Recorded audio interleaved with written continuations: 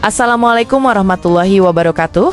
Di balik kekuatan sebuah negara besar, ada kelemahan yang sering tak terlihat manusia. Ketika langit murka dan bumi tak mampu lagi menahan derita, maka air menjadi pedang yang tajam, menebas segala yang ada di depannya. Inilah yang terjadi di China, di mana sebuah bencana besar datang bukan dari peperangan atau kehancuran teknologi, tapi dari runtuhnya bendungan dan derasnya air hujan yang meluluh lantakkan negeri. Bendungan yang dibangun dengan kebanggaan nasional dan dana triliunan rupiah kini luluh lantak. Curah hujan yang sangat tinggi selama berminggu-minggu telah membuat tanah jenuh sebelum akhirnya pecah menghantam wilayah di bawahnya. Maka seperti tsunami, tak ada yang bisa menahannya. Kota-kota yang dulu gemerlap berubah jadi lautan kelam. Kita saksikan video-video yang beredar, memperlihatkan rumah terseret, mobil terbalik, dan manusia berlarian di antara jeritan dan tangisan. Apakah ini peringatan dari Allah? Sebuah pertanyaan yang menggantung di benak banyak orang. Bukan untuk menghakimi, tapi untuk menyadari bahwa di balik setiap musibah, ada pesan yang harus direnungkan.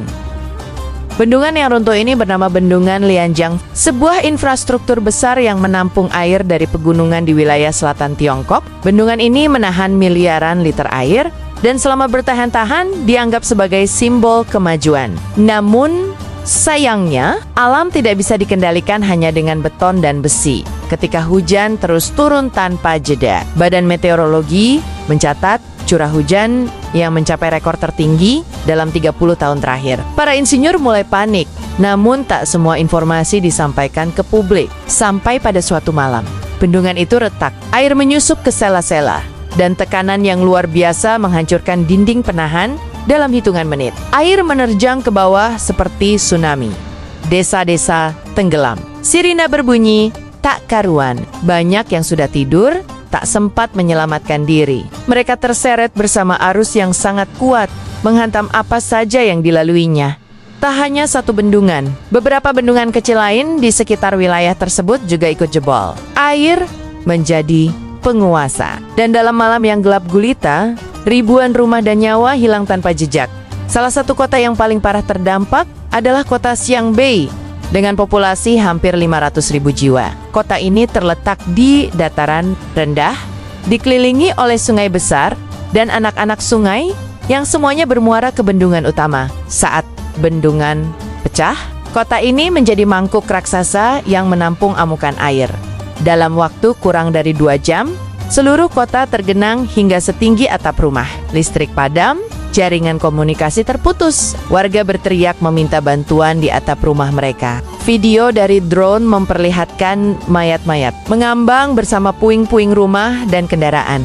Satu hal yang paling memilukan adalah suara tenjisan anak-anak yang terdengar dari balik jendela tertutup. Ketika tim penyelamat tak bisa menjangkau lokasi akibat arus yang terlalu kuat, banyak yang hanya bisa menangis dan berdoa, berharap keajaiban datang. Tapi sayangnya, air lebih cepat daripada manusia. Dalam waktu 12 jam, kota Xiangbei tak lagi berfungsi. Rumah sakit kebanjiran. Masjid yang biasanya digunakan oleh minoritas muslim di sana juga ikut tenggelam. Tangisan bercampur doa menjadi satu. Di tengah suara helikopter penyelamat yang berlalu lalang, warga yang berhasil selamat hanya membawa pakaian di tubuh mereka. Banyak yang kehilangan keluarga, rumah, dan seluruh harta benda. Mereka berkumpul di tempat-tempat tinggi seperti bukit dan gudang-gedang pencakar langit yang masih tersisa. Namun tempat itu tak cukup menampung semuanya. Anak-anak menangis kelaparan. Orang tua terbaring kedinginan. Pemerintah China mengirim bantuan, tapi akses sangat sulit karena jalan-jalan rusak parah. Helikopter menjadi satu-satunya harapan. Jumlahnya tak cukup untuk menyelamatkan ratusan ribu korban. Kita melihat betapa rapuhnya manusia di hadapan kuasa alam. Apapun jabatan, kekayaan, dan kehebatan teknologi, semua menjadi tak berarti saat air datang menenggelamkan. Tidak memilih siapa yang kaya atau miskin, siapa yang ateis atau beriman. Banyak yang mulai menangis dan mengangkat tangan ke langit. Mungkin ini pertama kalinya mereka bersujud. Dalam kondisi seperti itu, manusia baru menyadari betapa kecilnya mereka dan betapa besarnya Allah Azza wa Jalla Di antara reruntuhan dan genangan lumpur, terdengar suara-suara lirih memanggil keluarga mereka yang hilang. Seorang wanita tua ditemukan duduk di atas puing rumahnya yang sudah tak berbentuk, memeluk foto keluarganya yang telah hanyut bersama arus. Ia tak bersuara, matanya kosong, namun air matanya mengalir deras. Ia kehilangan semuanya: anak, cucu, suami, dan rumahnya. Hanya Allah tempatnya menggantungkan harap. Tim penyelamat bekerja tanpa henti, menggali lumpur yang tebalnya setinggi lutut. Mereka mencoba mencari suara, denyut, atau apapun tanda kehidupan. Namun yang lebih sering ditemukan hanyalah tubuh-tubuh yang sudah membiru, terjepit di antara balok kayu dan atap rumah yang runtuh. Setiap kali satu tubuh diangkat, terdengar pekikan histeris dari orang yang mengenalinya. Bencana ini bukan hanya menyapu benda-benda, tapi juga menyayat hati jutaan jiwa. Banyak yang belum bisa menerima kenyataan bahwa dalam semalam keluarga mereka menjadi bagian dari statistik korban. Kamera media dunia merekam suasana memilukan ini, dan dunia ikut menunduk haru. Musibah ini telah menjadi pelajaran tentang betapa singkatnya hidup.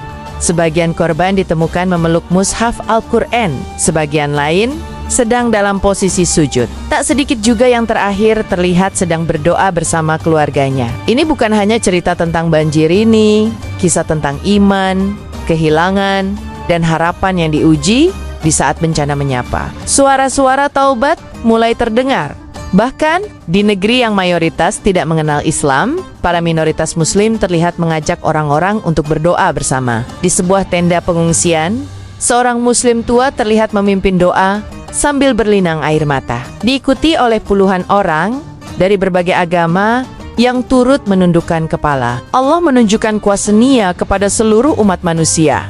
Tak ada lagi sekat agama dan etnis ketika maut datang mendekat. Mereka yang sebelumnya merasa tak butuh Tuhan, mulai bergetar hatinya. Mereka yang sebelumnya meremehkan nilai-nilai spiritual, kini mencari pelipur dalam lantunan ayat-ayat suci. Banjir yang menghapus kota juga telah membasuh hati banyak jiwa. Laporan dari tim relawan internasional menyebutkan bahwa banyak warga mulai terbuka menerima nasihat keimanan.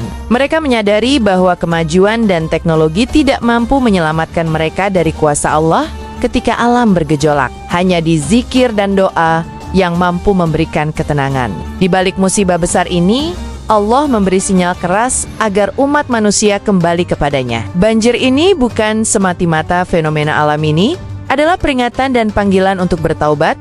Tak sedikit pihak yang mempertanyakan, ini semata-mata karena curah hujan? Para ahli geologi dan teknik sipil mulai mengungkap fakta mencengangkan ternyata banyak bendungan di Cina yang dibangun dengan tergesa-gesa dan melewati standar keselamatan. Bahkan ada indikasi bahwa beberapa proyek telah menabrak etika pembangunan demi target nasional.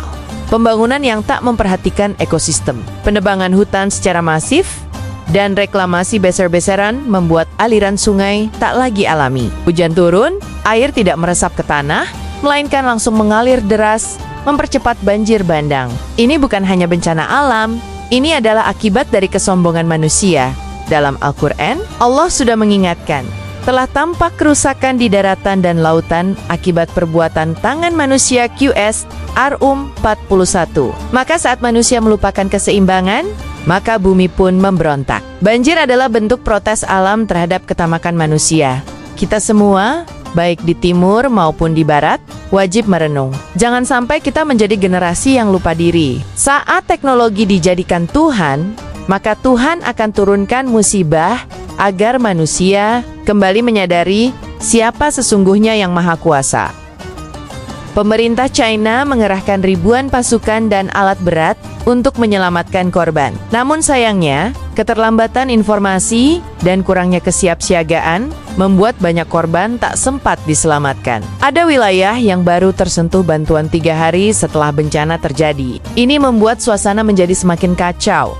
Warga menyuarakan protes mereka di media sosial, namun banyak unggahan yang langsung dihapus. Sensor ketat membuat banyak fakta di lapangan tidak diketahui publik dunia. Bahkan media lokal pun kesulitan untuk melaporkan kondisi sebenarnya. Korban tidak hanya menderita karena air, tapi juga karena ketidaktransparan informasi.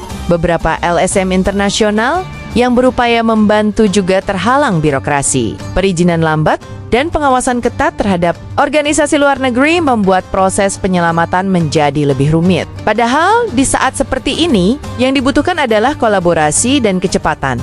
Bencana ini seharusnya menyadarkan semua negara bahwa dalam menghadapi alam, tak boleh ada ego kekuasaan. Kita semua adalah manusia, dan ketika air melanda, yang kita butuhkan bukan kekuatan militer, tapi ketulusan dan kasih sayang. Banjir ini bukan hanya menghancurkan rumah dan nyawa, tetapi juga mengguncang ekonomi. Ribuan hektar lahan pertanian hancur, pabrik-pabrik tenggelam, jaringan transportasi rusak total, bandara ditutup, dan kerugian mencapai miliaran dolar. Ini adalah bencana ekonomi terbesar sejak pandemi. Para pekerja kehilangan penghasilan, bahkan kebutuhan pokok seperti air bersih dan makanan menjadi sangat langka. Harga melonjak dan kerusuhan kecil mulai terjadi di beberapa titik. Banyak warga terpaksa mengungsi ke provinsi lain, meninggalkan tanah kelahirannya secara sosial.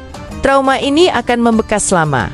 Anak-anak mengalami ketakutan mendalam, orang tua merasa kehilangan masa depan. Keluarga yang selamat pun kini hidup di bawah bayang-bayang ketidakpastian. Mereka harus memulai dari nol, namun dengan luka yang tak mudah disembuhkan. Saat ini, dunia harus belajar bahwa ketahanan sebuah bangsa tidak hanya diukur dari senjata dan teknologi, tapi dari kesiapan spiritual dan moral dalam menghadapi ujian. Dan China, dengan segala kekuatannya, telah merasakan rapuhnya kekuasaan jika tak diiringi dengan keimanan dan kesalehan sosial. Di balik musibah ini tersimpan pesan ilahi yang tak boleh kita abaikan. Allah menurunkan ujian bukan untuk menghancurkan, tapi untuk menyadarkan. Ketika manusia lupa akan kelemahan dirinya, Allah hadirkan air yang tak bisa dihentikan oleh kekuatan apapun, kecuali oleh kehendaknya. Banjir ini membawa kita merenung. Apakah kita sudah cukup bersyukur atas nikmatnya? Apakah kita sudah menjaga bumi yang dititipkan? Ataukah kita justru merusaknya demi keserakahan? Allah tidak zalim, musibah tidak pernah datang tanpa sebab. Dan yang terpenting, setiap ujian adalah ladang taubat bagi yang berpikir. Umat Islam diajarkan untuk tidak bersenang hati atas musibah yang menimpa orang lain, tapi kita diwajibkan mengambil pelajaran darinya, karena bisa jadi Allah sedang mengingatkan bahwa bencana seperti ini bisa saja menimpa siapapun jika manusia lupa diri. Semoga banjir ini menjadi peringatan bagi dunia, bukan hanya untuk China, tapi untuk seluruh umat manusia, agar kembali kepada Tuhan, memperbaiki hubungan dengan alam, dan tidak lagi mendurhakai fitrah kehidupan. Di tengah derasnya air dan gelapnya malam, masih ada cahaya yang bersinar, yaitu tangan-tangan para relawan doa-doa dari seluruh dunia dan hati yang bersujud penuh harap kepada Sang Pencipta. Banjir ini tidak akan menghapus harapan. Selama masih ada iman dalam dada, kita percaya bahwa setiap air mata yang jatuh akan dibalas dengan kemuliaan. Setiap nyawa yang hilang akan menjadi syahid dalam perjuangan melawan takdir. Dan setiap manusia yang bersabar akan diganjar surga oleh Allah Azza wa Jalla. Semoga Allah mengampuni dosa-dosa kita, menerima taubat para hambanya, dan menjadikan musibah ini sebagai sebab hidayah besar. Tak ada satupun musibah yang sia-sia jika kita mau merenung dan kembali kepadanya. Dari banjir yang menghanyutkan, semoga lahir generasi yang lebih taat, lebih peduli, dan lebih berserah diri kepada Rob semesta alam. Terima kasih telah menyimak hingga akhir. Mari jadikan musibah ini sebagai pelajaran, bukan hanya berita. Jangan lupa tinggalkan komentar positif, like, dan share agar semakin banyak yang menyadari betapa berharganya hidup ini. Silakan klik tombol subscribe dan nyalakan lonceng notifikasinya untuk konten inspiratif dan menyentuh lainnya. Wassalamualaikum warahmatullahi wabarakatuh.